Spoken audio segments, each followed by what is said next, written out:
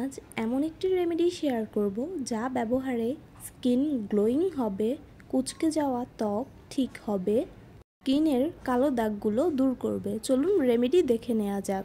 নিয়ে নেব 3 টেবিল চামচ চালের গুঁড়া,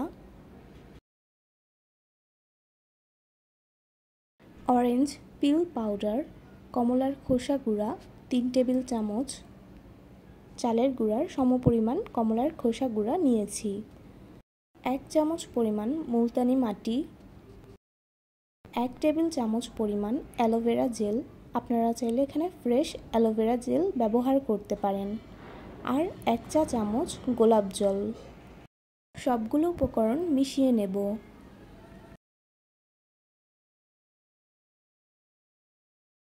মেশানো হয়ে গেলে দিয়ে দেব পরিমাণ মতো পানি।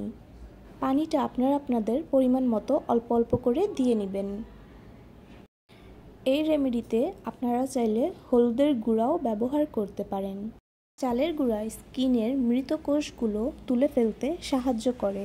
কমলার খোসা স্কিনকে ভেতর থেকে পরিষ্কার করে এবং ফর্সা করে। মুলতানি মাটি ত্বককে ভেতর থেকে উজ্জ্বল করে এবং ত্বক মসৃণ করে। গোলাপ জল ত্বকে সজীবতা নিয়ে আসে।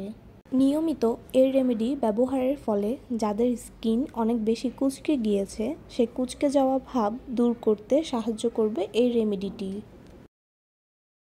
এই রেমেডিটি ফেস, বডি যে কোনো স্থানে ব্যবহার করতে পারবেন। এই রেমেডিটা এতটা পাওয়ারফুল যে মাত্র 2 থেকে 3 বার ব্যবহারে আপনাদের প্রত্যাশিত রেজাল্ট দেখতে পাবেন। স্কিন কেয়ার নিয়ে আরও নতুন নতুন ভিডিও পাওয়ার জন্য চ্যানেলটা সাবস্ক্রাইব করে রাখুন, লাইক, কমেন্ট, শেয়ার করুন, অন্যকে দেখার সুযোগ করে দিন।